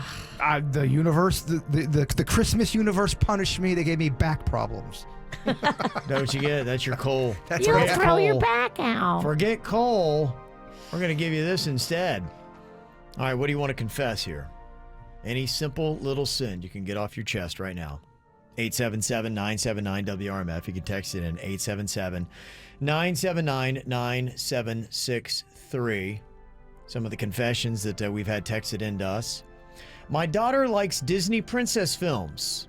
So I tell her that we are playing Cinderella, and then I make her scrub the skid marks out of the toilet. The skid marks? First of all, what are you guys eating? That's a fun little game, isn't it? Not all bowls are created equal. Well, if some toilets are not your friend. Okay, I'm sorry. If you're the one leaving skid marks in the toilet, you need to clean it up immediately. Right? You'll get yelled at in my house. Yeah, you can't leave that behind. We gotta have some law around these parts. You've left a tracer? Yes. You can't do that. Yeah, you can't do that. You gotta be aware. But a fun way to get your kids to clean the toilet. Fun game for them. Play a little Cinderella. Absolutely. Another text confession. Sometimes, if I'm not in a rush in a supermarket, I'll place a random item into somebody else's cart when they're not looking, just to see how they react when they spot it. Someone on our Facebook showed us a picture. She was doing that. Apparently, a lot of people are doing. Maybe that's her that just texted that in. She put something embarrassing in this guy's cart, and then she took a picture. He was being a douche, so she took something embarrassing, I think tampons, and put it in his cart. And then that's awesome. She took a picture of it, and the reaction is he's looking down like, "What the hell? What is this?" It's a message, dude. You do risk getting involved with a stranger and getting into some kind of altercation, but you get some good pictures that way. That is pretty good. Fun little game. Somebody else confessing, my ex-boyfriend used to cut his foot corns in the bathtub, and then he would just leave them for me to get rid of. You gotta get rid of your corns, dude. I got so fed up with this that I actually started collecting those foot corns, and then I would put them in his chicken curry once a week. So both of you are insane, and you both need to sit down with somebody. I kind of have a food confession. Oh, you're one of the people that need to sit down with somebody, by the way. Is this bad? Okay, what? Okay, so I got this pasta, but it sat in the shelf for a while. And then when I finally remembered that I had it up there, I was like, oh, I don't eat pasta, but everybody in my family loves pasta. And so I pulled it down off the shelf, and I noticed there was like a couple little bugs in it. Boll weevils in it. And so I looked on Google, and it said, it's fine to eat it. You just have to rinse the bugs off. So I rinsed the bugs off and cooked it and gave it to the family. Virginia, I can't tell you how many times I ate boll weevil food. I was raised on boll weevils. You're fine. Okay, all right. Okay. I think a lot of people No do one some tell my things. family. Yeah. I'm sure we'll get back to them. Boll weevils are always in Nilla wafers, and I remember not having any snacks, and the only thing would be boll weevil Nilla wafers. But you can't rinse a Nilla wafer. No, you don't. You eat it. You just power through it. You eat the boll weevil and the Nilla? Dog grew up in Lake Park. That's what we did. My wife does something where I don't think she really believes in food expiration dates. It's just always good. She thinks it's a suggestion, but she's a woman that's going to push it. She's not off on that with certain items. And I'm not overly tweaky about that, but yeah, when I'm like pushing on 5, 6, 7 days on chicken or something like that. I'm like, this really shouldn't happen. But you know what? Her dad will come over to the house and she's always feeding him like these and I'm always like, is your dad all right? He said, fine. It's like, we're Mexican. We're okay. I do notice that my Mexican side of the family can eat anything. They never have any kind of intestinal discomfort. They eat some weird stuff and they're fine. First time I sat there, I watched him eating. I'm like, and I felt guilty. I'm like, I really need to let him know that this is not He's fresh. eating weak expired chicken. Manny, this is not fresh food you're eating here by any stretch of the imagination. And the next day, I thought he was dead. I thought he was just going to be dead. So I'm like, say, look, fine. Had more of that old chicken. It's weird how that works. Some people are built for. I have my mother's stomach. I can eat a mayonnaise sandwich that's been out for 2 days and not get sick. And Virginia would eat it and be deathly ill. It's a weird thing. Yeah. So just, if you're ever accepting any food from my wife, the Mexican queen, just don't. I mean, like a chicken. That's gross. Expiration. Doritos or chips, I'm okay. Even sauce, soda's fine. Yeah. But when you start getting into the meats. Some people will serve food that is come from very questionable places or on a very questionable time limit. If my mom had a block of cheese and maybe there was some mold growing on one side of it, she would cut off the mold and still use the rest of the cheese. The thing is, they don't tell anybody that they're serving the food to what's going on. Like, I want food truth. If your food, you're not going to get it. If your wife is you, prepping, if I'm prepping, we're not going to give you food truth. How many food items have you eaten in your life that you would have loved to have known the food truth on that food before you devoured it? Me and Denny's were just talking about this yesterday. If we could get stats on everything that we ate, the food and truth. what was wrong with it, or what was the food truth? I don't want want this thing been through? I don't want to know the truth. I don't either. I want to know before I eat it. If you're giving me a moldy cheese, I don't want to know. I don't want you to tell me. I want you to lie to me. Lie to me so I don't even know. Ignorance is bliss. Yeah, because you already ate it. I do not want to know the truth. So if you've made me moldy grilled cheeses, so be it. I haven't. I know you haven't. Somebody texted in this confession, 877-979-WRMF. While letting an employee down gently when somebody else is the one who got the promotion they wanted this week, I said to them, you don't want to be the guy.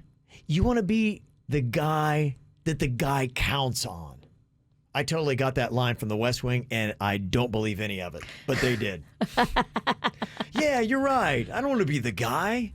I want to be the guy that the guy counts on. Oh my gosh, no you don't. No, it's completely horrible. No, that guy doesn't get paid as much.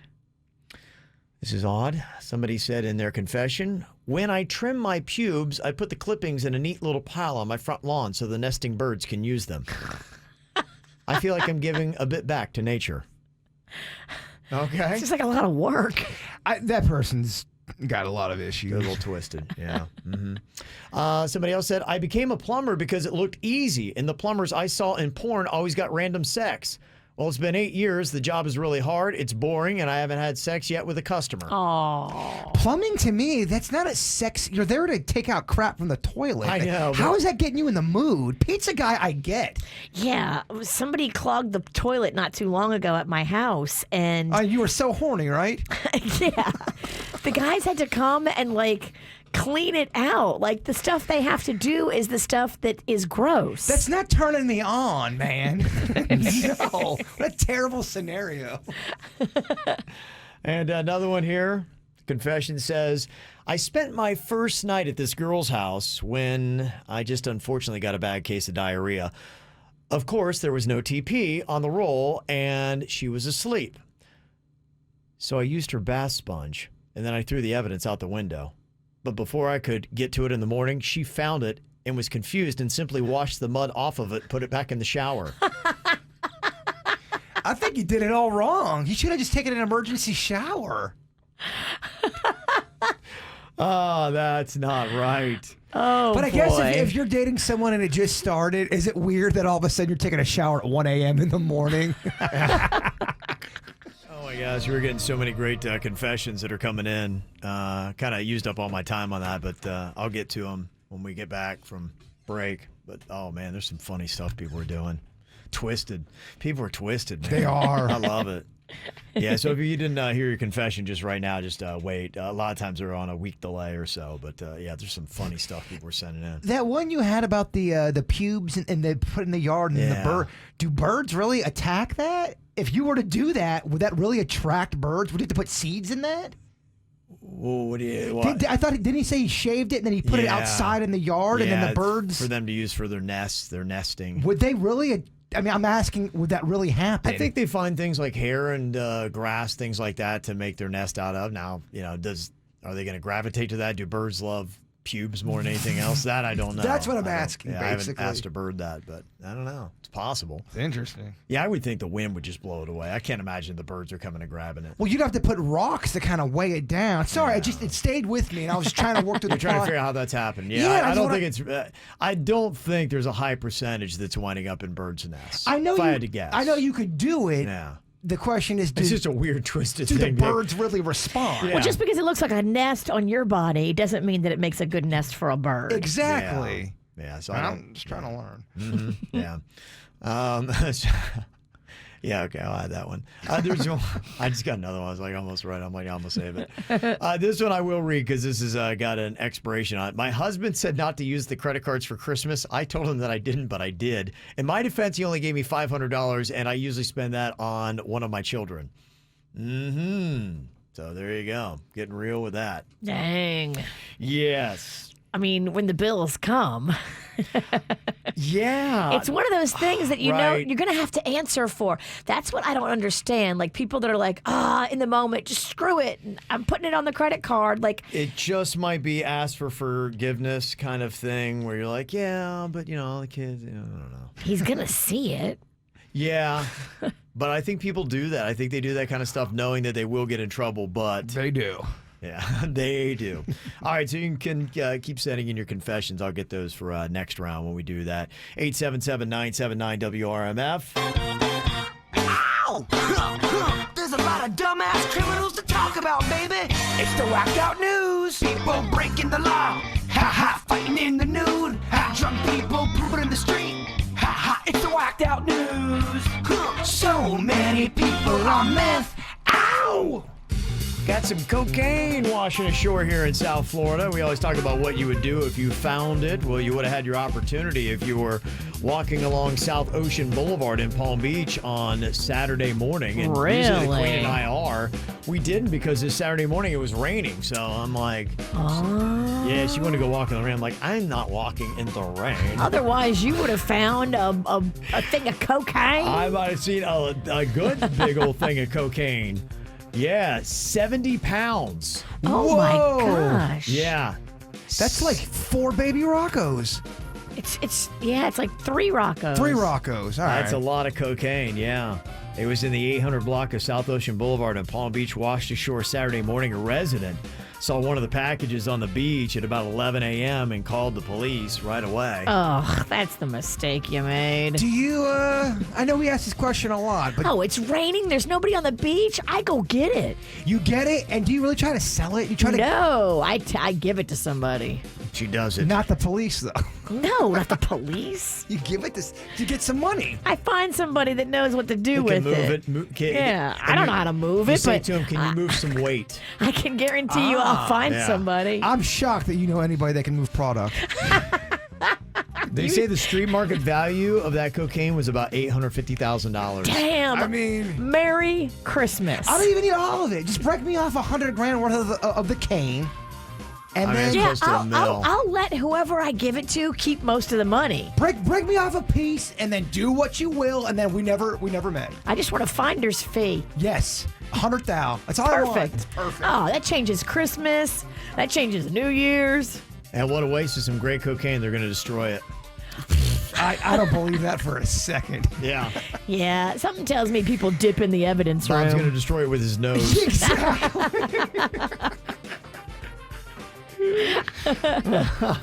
Cops on Palm Beach are going to be really fast. Oh, yeah. They responded in 20 seconds. I had an 8-block lead. And I was on a motorcycle. He caught me on foot 100 feet. Yeah. They got super cops over They here. don't even need cars. They're doing traffic stops on foot. I mean, if I knew a cop was pulling me over jacked up on cocaine, I'm scared. I'm going to do whatever he says. Police in Wisconsin responded after a text message from a woman to her father indicating that she was being stabbed. Oh, my. Yes. 8 officers show up at her apartment. They're out front of the door, and they're getting ready to knock the door down to go in there and try to save her life. But, at this point, you assume you're probably too late. They were very surprised, though, because she just shows up right behind them. She's like, hey, what are you guys doing? They're going, you sent a text that you were being stabbed. She looked at her phone, was like, oh my gosh, autocorrect. I was being swabbed. I got a COVID-19 test. So she's okay. That's the good news. I don't know what the results of the COVID test are, but she's being swabbed, not stabbed. Thank goodness. Thank goodness. About 50 kids in Georgia are now quarantining after posing for pictures with Santa and Mrs. Claus at a parade.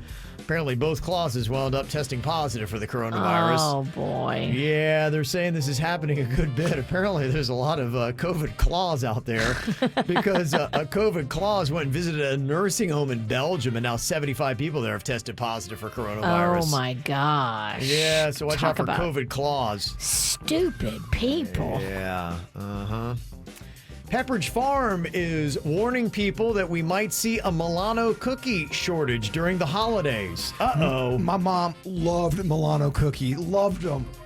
They say it's a mix of production issues because of the pandemic and more demand for those delicious Milano cookies. We get it. I kind of thought I think they're overrated. They're okay. They're good. They're good. They kind of dry you out. You got to have a big old cup of squirt next to you. I prefer one of those Danish butter cookies they give at the holidays. Oh, Mama, slow down when you talk sexy. So much butter. Oh. They say that people this year, one of the new festive things is charcuterie wreaths. You hear that? I get it. I get it. You get it? You get it? If you love that, that's a great gift. It is. Charcuterie wreaths. You lay out a bunch of meats, cheeses, and fruits in a ring. Oh. I don't even like charcuterie, and I think that's fun. Charcuterie You would wreaths. like it if I did it right for you.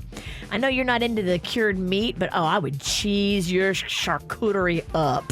I love it. I think cheese is going to kill me eventually, but I'm going to die with a smile. Cheese with like honey and jam on a little cracker, some brie. Oh, I know how you feel about that brie. warm bread, smother Warm. it with the strawberry. So warm. Mama. Fat Kevin, get involved in this. This might get Virginia going. Popeyes is now selling chocolate beignets nationwide for a limited time. I saw that. I'm fascinated. What's the beignet again? It's like a donut. It's a little square shaped fried dough with powdered sugar on top. I mean, that's just my game. Yeah, there you go. Maybe you should try it. Yeah. I think you've given me them before. I've made beignets, yes. Maybe not as yummy. Boy, the people in Wisconsin have a weird palate. The health department there is telling people, please don't eat the cannibal sandwiches. It's apparently a popular Christmas tradition where you eat raw beef and onions on bread. Oh, gosh. What? That sounds awful. Raw beef and onions on bread? I mean- a cannibal sandwich? I've eaten raw beef before. We know. You've eaten onions before, too, and we know that. Okay. There are cops in California. They pulled over a Little Caesars pizza delivery driver on Friday and found that he had an outstanding warrant, so they arrested him. And then one of the cops delivered the pizza to the customer who was waiting for it. That's an amazing story. That's how you do it. Yeah. That's a police officer that gets it. That's a great story. I love it. Yeah, that is kind of a cool little And story. you gotta make a video too. If you're that cop, you make a video, you go viral, and you get all the love. Although I'm not sure me and Denny's would be that pumped. Like, why is there a cop with our pizza and it smells like weed in here? Are we going down? No thanks, just keep the pizza.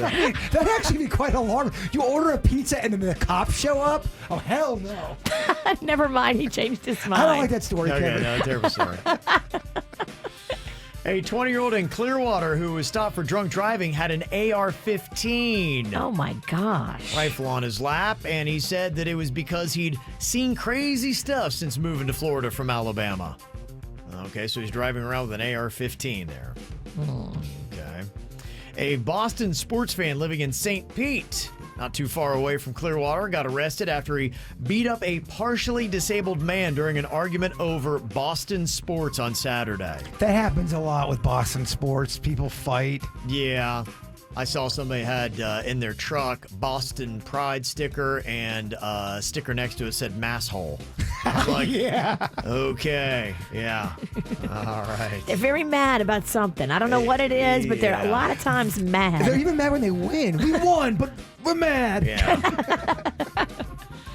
A doctor in Michigan reportedly used his own sperm to father hundreds of babies with patients over his 40-year career. Dang. And sometimes without their knowledge. Ancestry.com is catching up people. It is, and it's awesome. I think it's awesome, too, because everybody deserves to know where they're from and their lineage, and this guy actually should be busted for what he did. Well, I mean, it's catching murderers, it's catching rapists doing all this stuff now. It's amazing. He probably charged all these women whatever the insemination fee was that he was collecting supposed sperm from other dudes and then pocketed the money because it was his own juice. Well, and it could even be, like say you're doing an IVF type of thing. So you could have a couple that is there, and this guy's like, nope, I'm going to swap it out. And then he would serve as the OBGYN. Wow. It's crazy. That's kind of a twisted little thing. Yeah, so now a lot of kids are starting to realize that their DNA is matching up with him and not who they thought was their biological parent. Crazy. Yeah, and the guy's 104 now. The doctor is? Yeah. Oh, 104? Yeah, he did it for 40 years. You can't really punish him now. We're going to do throw him in jail. Make him eat late. Yeah. Another odd stat, they say researchers at UCLA found that people who had surgery on the surgeon's birthday had a 23% higher chance of dying on the table. Wow. Apparently the doctor's got his birthday party on his mind and is not thinking about your brain surgery. Yeah. Let's reschedule this. Yeah, maybe another time. Maybe another time when it's not your birthday. Get the info on everything that's going on with us at kvjshow.com. Ever go to high school with somebody famous? There's a lot of celebrities that have come out of South Florida. Not surprised to see some of the ones that we're getting here. Somebody said, yeah, Johnny Depp went to high school with him. Oh. I think he went to Miramar, I believe is where he went. But then he dropped out. He was in a band called The Kids. And he used to hang out, I think, like the Elbow Room and stuff like that back in the day. Jamie P. said, Marilyn Manson went to my high school. Creepy. Yeah. I know he went to high school here in South Florida. Somebody else went to high school. A lot of sports stars have come out of here, especially NFL people. You've got Jared Saltalamacchia. Somebody say Salty. Went to Royal Palm with him. He's now the baseball coach at Kings Academy. Oh. And he played for the Marlins and played with a lot of teams in the major leagues. Marion in the chat room says Jeffrey Dahmer went to her high school. Oh, really? Whoa. Yeah, that's creepy. Crazy. Somebody else said Vince Wilfork played with the Canes, had a very good NFL career. I think he went to Santa Lucius, if I remember correctly. That's where that would be. I don't want to brag, but Burt Reynolds went to my elementary school. Oh, we didn't go together, but he went there. That definitely counts. Well, I went together to college with Shaq. I don't know if you've heard. Who's told their story more? Me, Burt Reynolds going to Lake Park Elementary? It's a tie. You guys, Virginia? usually you can't hear one story without the other. Right. They usually come out together. It's a competition. It is. Yeah. Well, now we might have somebody else famous going to a South Florida high school. Looks like Barron Trump, Donald Trump's 14-year-old son, is likely going to be enrolling in a South Florida school. And right now they think it's going to be Pinecrest in Fort Lauderdale. Fancy We played them in pants. high school, and we beat their ass. You did. In your face, Pinecrest. Back Good in the for you. 90s. Yeah, they've had Wayne Huizenga graduated from there. You got Kelsey Grammer, Bethany Frankel, all graduated from Pinecrest. It's a very prestigious school. I think Jemmy from KVJ Nation, too. Did she go to Pinecrest? I think she did, right? Yeah. I'm asking. It's Because I remember being very impressed. I was like, ooh, fancy. It's ranked as the #1 private school in the country by the 2020 J. Matthews Challenge Index, and it's in the top 30 schools in the country. Wow. Yeah, but their 1993 bullpen weren't so hot, I'm going to tell you that one. You spanked it, didn't you? Spanked it real hard. Mm-hmm. Want to send your kid there? Tuition is $35,150. Holy mackerel. If you want kindergarten, it's $23,960. Yeah, you guys don't love your kids that much. I definitely don't love my kids that much. That's too much pressure. Even for kindergarten, you spend all that money. I don't know. Talking about people that went to South Florida high schools last night, it was on Showcase in the Monday Night Football game last night. The Baltimore Ravens quarterback, Lamar Jackson, went to Boynton Beach High School, and it was a really close game with the Browns last night, and then he ripped off a 44-yard touchdown pass to Marquise Brown, who went to Chaminade Madonna in Hollywood Hills. So you kind of had that connection. But the thing that was pretty amazing last night, I didn't see the game, but as I got up today, everybody was talking about how Lamar Jackson had poopy cramps, I guess, and I saw a video. I guess he ran off to the locker room, took a dump, and came back, and they said he was phenomenal. That's when he ripped off the touchdown pass, and he's lighter. Yeah, I think that was it. He was just easy on his feet. I get it. No one wanted the ball after he caught it. Then, Yeah, but everybody was kind of talking about it. I'm like going, wow. And even, I guess they were interviewing him right after the game last night, and one of the other players on the Ravens came up and said something about poop. And so would you take the best athletic game ever? Let's say you're a basketball player, you score 75 points, 10 rebounds, an unbelievable game, but the whole country knows you had the worst runs during halftime. I mean, you were really getting through it. Is it worth the trade there? The embarrassment? I agree. I think I would take it. Which is kind of crazy. And then I was thinking, well, I'm never going to be in a Monday Night Football game, and I got to go to the bathroom, and I got to leave the game for that. But there are people in real life that I bet have probably had their own stage moment where they got the mic, or they are something where they're giving a presentation, or they're in front of a class. And it just, when you got to go, sometimes you got to go. Well, it sucks for like a professional tennis player. There's only two people playing. If you're in the bathroom, you take a break for longer than 5 minutes. We know what's going on in there. And then you have to walk out. Yeah. And everyone knows. It's kind of like when you had sex in a room and you didn't know anyone else is in the other room. You walk out and everyone's looking at you. You're like, I didn't know anyone was out here. Right. Yeah. So I'm curious. Have you guys ever been in a situation where you had to excuse yourself when you were like in front of other people? I don't think I have, thankfully, but it is one of my biggest fears, and that's why I'm always, before I leave the house, I do a mental check. I'm like, how am I doing? I'm like, I'm okay. What I eat. We talk about me and you playing in that tennis match against Suzanne Boyd and Eric Roby. That almost didn't happen because you had bad poopy cramps in the parking lot. Panda had to drive around, find you a bathroom. I have the video proof. JMZ covered the story. Oh. That almost didn't happen. Well, you almost didn't have to say it. Well, I reported on this back a couple of years ago. So I forgot. It's out. There's a video on. You were very confident with you talking about it back then. Yeah. So I wonder if anybody else has had to go through that kind of situation. I'll pull up that video for you. Yeah, I need to go back and watch that. Mm-hmm. It's more of the KVJ Show right now on 97.9 WRMF. Love all the little positive stories that you hear out during this time in the holidays. A lot of times it's people just kind of like dropping some money and paying bills for people. A lot of cool tips. There's a waitress in Pennsylvania that got surprised to get a really big tip. One of her tables left a $5,000 tip on a $200 bill. Wow. But they were drunk. They only meant to leave $50. They just put down too many zeros. Oh, no. Yeah, she said she's studying to be a nurse, and the money's going to really help her out. So quickly cash that one in before they realize their mistake. Mm-hmm. Yeah, my daughter has a friend who does service industry stuff, and somebody left her $1,000. Wow. Yeah. She just burst into tears. So if you have the means to do that, it's a really cool thing to do this holiday season. Coming up here, we are going to be talking to somebody who has got a tight connection with the show. Jay Bird was a big fan of his dad, Wayne Dyer, and really kind of helped guide Jay Bird when he was going through loss himself. Wayne Dyer is one of the biggest gurus on planet Earth. Big time. And Jay Bird actually got to interview Wayne Dyer before he passed. I did. It was right after my mom had passed, and thank goodness that I did because he really helped me. Mm-hmm.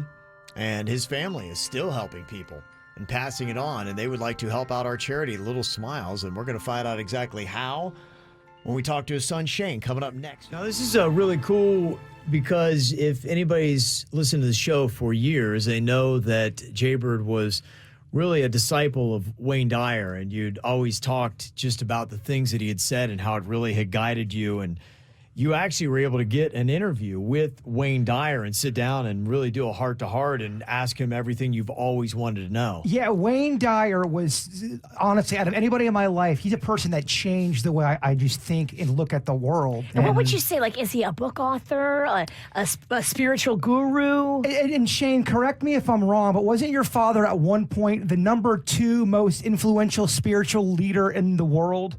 Yeah, that is true. I think that was like a People magazine or something distinction he was awarded one year. And wow, there was some of the names on that list. It was hard to say you could breathe them in the same sentence. You know? Oh yeah, Dalai Lama was I think number 1 or number 2. That's was Dalai Lama, then your dad. That's awesome. It's amazing. And Dr. Wayne Dyer also has the same birthday as me. Okay, so there was a lot of connection. Always a connection with him. My question for you, Shane, what is it like having somebody like Wayne Dyer be your father? As somebody who's a father myself, and I always hope that I'm giving good guidance to my kids, but I'm sure I've paled You're in no comparison. Wayne Dyer. Right, exactly. So what was it like growing up with Wayne Dyer as a father, and how would he give you wisdom, and what approach would he take to do it?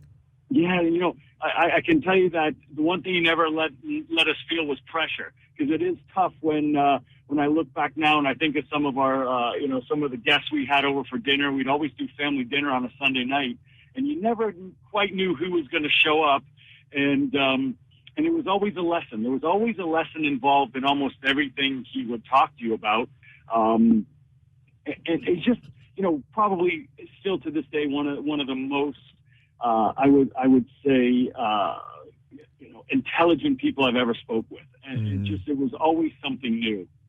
Yeah. The reason why I ended up interviewing your father was, I believe, was it you or was it your sister that would listen to the program back in the day on our old station? Myself. I've been a big fan of you guys for a long time. That's awesome. And you heard me talking about the whole kidney donation, then you heard me talking about your father, right? Correct, and he happened to be in town, and I said, Dad, there's a guy that's doing something very selfless, and you like to always talk about selfless acts. I'm like, and you guys had a mutual connection through Mariana and a nephew of mine that were friends, and somehow they managed to put it all together to help solidify the interview, I believe. Yeah, it was an amazing time because it was right after my mom had passed away, and I was in a really dark spot. Yeah. And your father really, he talked to me about my mom passing away and all of that stuff, and made me feel so much better. And I'll always be just so grateful for that interview. Mm-hmm. Thank you so much. You are going to change Christmas greatly for so many kids. His family foundation is giving $15,000. It's a lot of money for Little Smiles. Wow. It does so much good. They make every dollar work. $15,000 will work a lot and will work miracles. The other thing I wanted to say really quick, Shane, about your father, it's such a weird thing. I feel like your dad had so much magic when it came to just his whole being. Anytime I go on this I'll delve deep into Wayne Dyer stuff. For example, the last 3 weeks, I've been doing this thing called Do the Dow Now. It's one of my favorite books ever written, done by Wayne Dyer. And I hadn't been doing any of that kind of stuff for a while. And I just started doing it about 3 weeks ago. And sure enough, we hear from Shane Dyer. Yeah. Every time it comes into alignment. I've had so many magical moments where I start reading or listening, or Wayne Dyer calls to me, and then there's another connection weeks or days after. Yeah. It's very, very awesome. Yeah. And his dad spoke about that kind of activity a lot. I believe that, yeah. That's awesome. Yeah, very awesome. Yeah, it's a great thing to happen any time of year, and especially this time of year. Well, there are no coincidences. Yes. It's all energy. It's all connected. I told Virginia that quote the other day. I love it because, he had been studying up on your dad. And then all of a sudden you call with this amazing gift for Little Smiles in honor of your dad. Like, it's all connected. Yeah. Shane, thank you so much for the generosity and for thinking about our charity Little Smiles and continuing on such great stuff that your dad had started, and now to see that your family is carrying it on. We appreciate you thinking of us and thinking about Little Smiles, and thanks for coming on and telling your stories today with us. Absolutely. And if you would like to make a donation to Little Smiles for the holiday toy drive, easy to do. You just text Little Smiles to 44321. That's Little Smiles to 44321. And you'll be able to make a donation. Anything is going to be there. In fact, I believe there's somebody that's going to be matching some donations, too. Yes, I love that. So it's basically doubling whatever you give. So if you give $5, they're turning it into 10. Nice. If you give 20, they're turning it into 40. Love it. Look at that. Must I keep going? You are getting real good at math, you little mathlete. Yep. Hi, Bird. Doesn't appear I can get to your closing thought music for some reason. I don't know what's going on here. We got malfunctions all over the place as usual. Virginia, hit it. Okay. All right, that's enough.